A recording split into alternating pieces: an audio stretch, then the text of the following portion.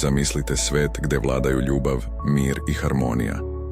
Svet gdje svaki čovjek prepoznaje svoju božansku prirodu i živi u skladu sa njom. Taj svet nije daleka iluzija. On je potencijal u nama, čeka da ga probudimo.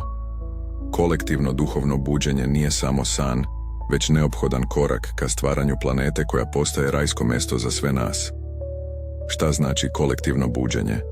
To je proces u kojem svest pojedinca prerasta granice, ega, straha i podela, spajajući se sa univerzalnom ljubavlju i višom istinom.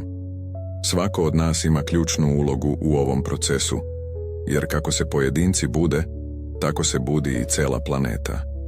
Važno je razumeti da ovo nije pasivan proces. Potrebno je probuditi se iz sna nesvesnosti, suočiti se sa ograničenjima i zameniti ih ljubavlju, mudrošću i delima koja šire svetlost.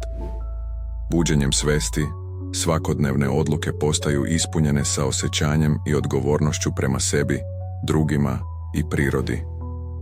Zašto je ovo bitno? Jer svet koji danas poznajemo oblikovan je kolektivnom nesvesnošću, neskladom, pohlepom i strahom. Promenom unutar sebe doprinosimo promjeni kolektivne stvarnosti. Kada milioni ljudi probude svest, cela planeta vibrira na višem nivou, stvarajući uslove za istinsku harmoniju i rajski život. Pozivam vas da preuzmete svoju ulogu u ovom veličanstvenom pokretu. Buđenje počinje jednostavnim korakom, postavljanjem pitanja: ko sam ja? Kakvu energiju donosim svetu? Kako mogu doprineti svetlosti? Svojim mislima, rečima i delima možete biti deo promjene. Probudite se, jer svet vas čeka.